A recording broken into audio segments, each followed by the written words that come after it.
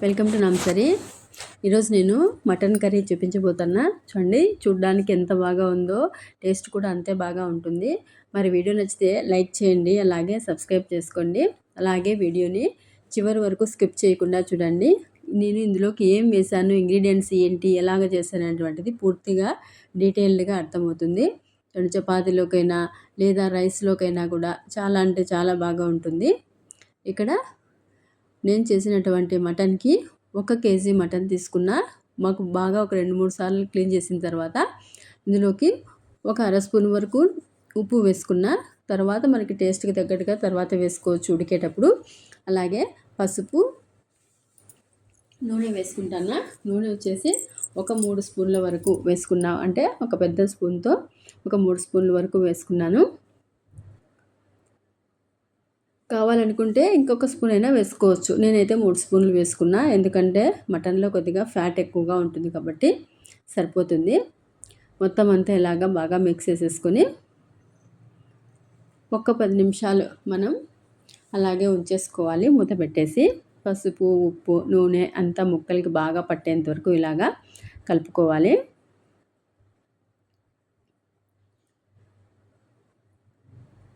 ఇలాగంతా బాగా కలిపేసిన తర్వాత ఇప్పుడు మూత పెట్టేసుకొని నేను ఒక 10 నిమిషాల వరకు అలాగే ఉంచుకున్నాను.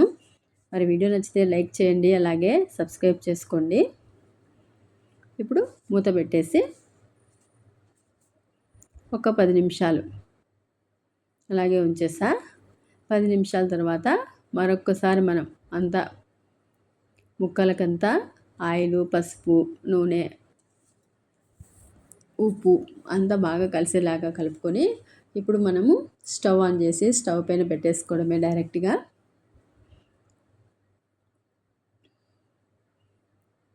ఇప్పుడు స్టవ్ మీద పెట్టేసి మూత పెట్టేసి లో ఫ్లేమ్లో ఒక 5 నిమిషాలు మనం ఉడికించుకోవాలి. ఈ లోపల మసాలా రెడీ చేసుకుందాము.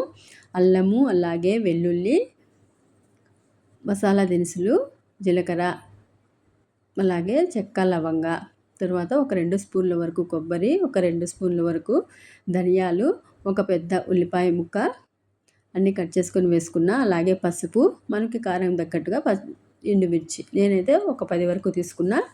అలాగే కొత్తిమీర వేసి మొత్తం మిక్సీ పట్టేసుకోవాలి. చూడండి, ఇలాగ మనకి ఉడికేటప్పుడు ఫ్లేమ్ అయితే లో ఫ్లేమ్లోనే పెట్టుకున్నా. ఇప్పుడు ఒక 2 నిమిషాలు మనం హై ఫ్లేమ్లో పెట్టుకొని అంతా ఒక్కసారి కలిపేసుకొని చూడండి, ఈ నీళ్ళన్నీ మొత్తం ఇంకిపోయేంత వరకు మనం ఉడికించుకోవాలి. యాక్చువల్గా నేనైతే ఇలాగ కుక్కర్లో వేసుకొని కొద్దిగా ఉప్పు, పసుపు వేసి కొద్దిగా నీళ్లు వేసి ఉడికించాను ఇదే మటన్ని. నేను బిర్యానీ చేయడం కోసమని కుక్కర్లో వేసుకొని ఒక విజిల్ వచ్చేంత వరకు లో ఫ్లేమ్లో ఒక విజిల్ వచ్చేంత వరకు మాత్రమే ఉడికించుకున్నాను. చూడండి, ఉడికిన తర్వాత చూపిస్తున్నాను. ఒకటే విజిలు ఫ్లేమ్ లో ఫ్లేమ్లో పెట్టుకొని ఉడికించింటే ఇలాగ మొత్తం మెత్తగా ఉడికిపోయింది. చికెన్ ఉడికినట్టుగా ఉడికింది చూడండి.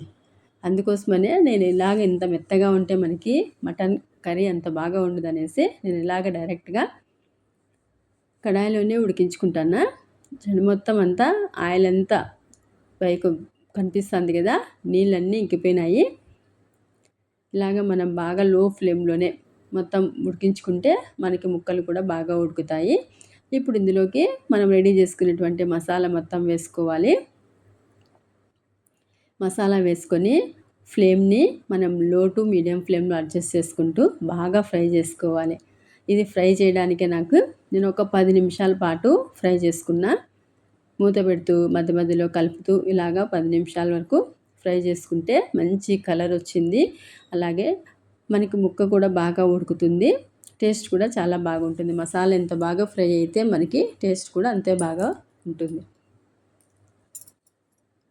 మధ్య మధ్యలో ఇలాగ కలుపుతూ ఉండాలి, లేదంటే మనకి అడుగంటుతుంది. అందుకోసం మధ్య మధ్యలో కలుపుతూ ఉంటేనే కంటిన్యూగా సరిపోతుంది. ఇప్పుడు మూత పెట్టేసుకుంటున్నా.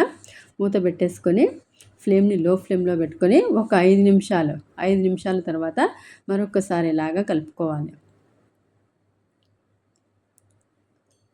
చూడండి, కలర్ అనేటువంటిది ఫస్ట్ చూసిన దానికి ఇప్పటికి చేంజ్ అవుతూ ఉంది.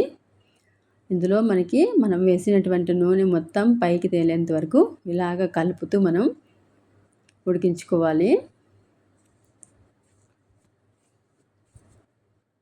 చూడండి మొత్తం ఆయిల్ అంతా పైకి వచ్చేసింది, మంచి కలర్ కూడా వచ్చేసింది.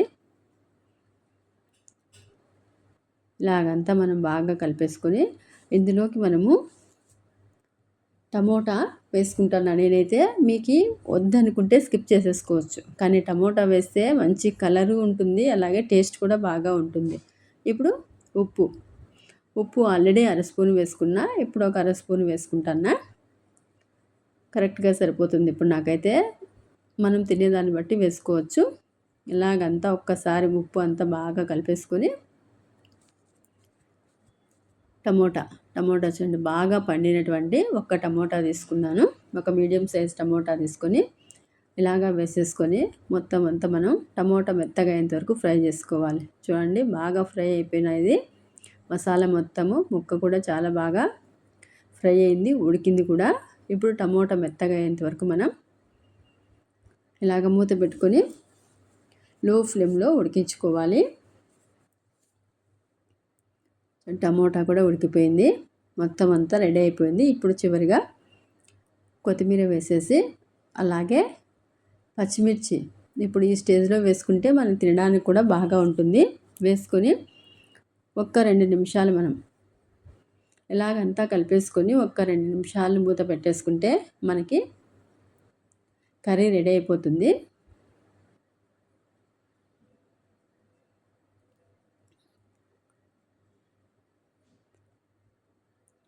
చూడండి ఒక చిన్న ముక్క చూపిస్తాను ఉడికిందా లేదా అని. చాలా వేడిగా ఉంది, కానీ బాగా మెత్తగా, అంటే మరీ మెత్తగా కాకుండా మనకి తినడానికి కరెక్ట్గా సరిపోయేలాగా ఉంది ముక్క. చూడండి